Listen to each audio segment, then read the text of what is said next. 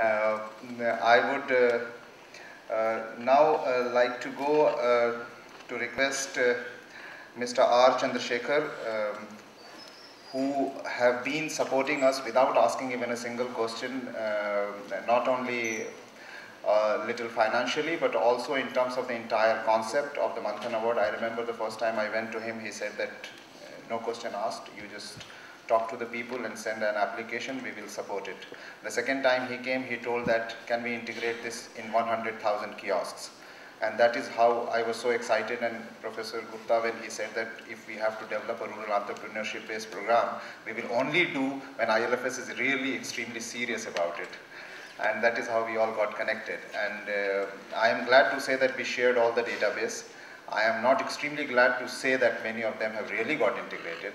That is still a question mark. But I would like to request him to come over, and since he is spearheading one of the largest implementation in the country, and the digital content and services are extremely important for rural empowerment, how can it be bottom up also rather than only top down? Can you please?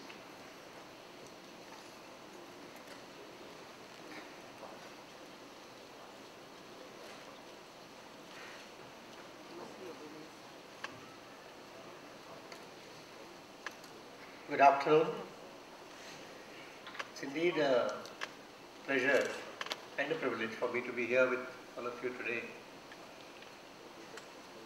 It's a great delight to watch the way that Manthan Awards have been growing from strength to strength.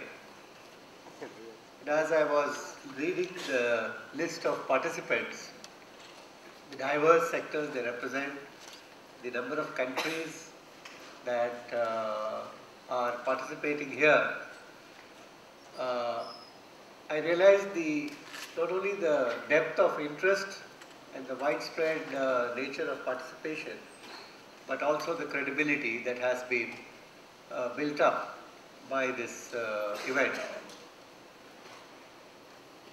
In the government which I represent, there has been a huge awareness for a long time, and a great interest and an increasing emphasis on using ICT to meet the developmental challenges of the country, and not just the developmental challenges, but also to promote all the concepts of good governance, whether it is in terms of being closer to the citizen, or being more accessible, or providing access to information, which is now a law in the country, as you just heard the Chief Information Commissioner talking about it.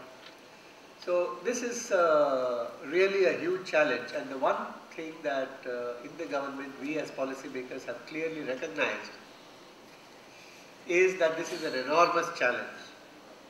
And it is so enormous, in fact, that the government on its own will simply not be able to meet this challenge. Not just because it costs a lot of money. In fact, money is not the real problem at all, but because it requires a tremendous amount of innovation and awareness of the grassroots, and a whole lot of customization with reference to local needs and tailoring services to local needs. There's another reason why I'm really happy to be here, because as a part of a very large national e-governance program today, the government is trying to do a lot of things, particularly in terms of ensuring access to people in the rural parts of the country, and ensuring the availability of government services in a digital form, so that people in villages have the benefit of being able to access government services sitting right there in their village. And in all, like in all the developing countries, in India, apart from all the problems in providing digital content or services, we also have problems of basic infrastructure, power, telecom, and so on. And these pose certain additional challenges.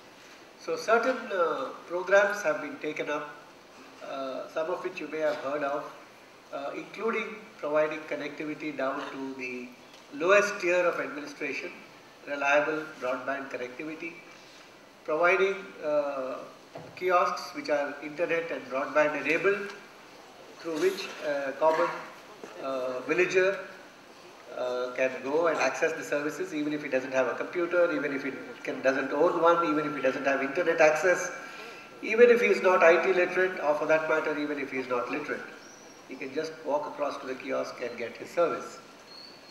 We've also evolved a private-public partnership model, realizing that entrepreneurship is the key. And as we speak, these large programs to provide connectivity and to provide assisted access support are rolling out. In some states, it has been completed, and in other states, these works are very much in progress.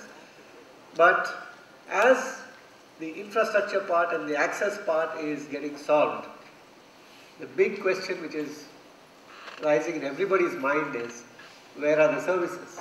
What is the content? How prepared is the government? How prepared are the local governments? How prepared is the private sector? And here, I think there are efforts now underway, but I would still say that this is much behind the provision of the infrastructure. So it's particularly heartening to see that in the Manthan Awards, recognition is being accorded to those who have done great work in providing digital content. There are some truly outstanding examples in India and certainly in the subcontinent as well as in the other countries. And it's absolutely important that each one learns from the other and proliferates these services as quickly as possible. In India, which is services intensive, we are seeing that people are more interested in end-to-end services. So even if you take government services or mobile telephony, people are using this to provide a very convenient service to people sitting in their home. All of us have now got used to the phenomenon of sitting at home and dialing on the mobile and getting whatever you need, whether it's provisions or food or cinema tickets or anything, name it, and it's there. So you don't actually have to move out if you didn't want to. So I remember as a student in the US in the 80s, I used to think it was a very great thing if the pizza came to the lab instead of you having to go and eat it because you could continue working. But this facility being available for anything, for 1 billion people in the country, is our goal finally. And I think that presents a huge opportunity and a challenge. And it is only human ingenuity which lies in between. I entirely agree with what the gentleman just before had said, that ultimately to reach that kind of a scale, all services, government services, private services, across the board, across all villages, across the country to 1 billion people, there is no way that you can reach that scale without a viable model, a viable business model. And that is why even in the setting up the 100,000 CSCs, a viable business model is the bedrock of the whole program. Supported initially, of course, by the government, because it may not be viable on day one. But the roadmap is clearly towards viable, sustainable infrastructure. I wouldn't like to take more of your time except to once again join the Manthan group in congratulating all the winners and my own heartfelt compliments to all of them. I do hope that we will not only have 1,000 flowers blooming, but 1,000 flowers will each lead to another 1,000 flowers, so that by the next time it would be 1 million, and that would then be 1 billion, because that's the kind of scale that we want, and we need it as quickly as possible over the next 2 to 3 years. Thank you very much. I would also like to take this opportunity to mention, if I have Mr. Brooks' permission to mention, that considering the kind of track record and the visibility that the Manthan Awards have gained over the years, we have now received a proposal from the World Summit Award WSA for holding the grand jury for 2009 awards in India. That is certainly something which we will be looking into with a great deal of interest. And I think it's a fitting tribute and a recognition to the kind of work done. And once again, my compliments to Osama as well. Thank you very much.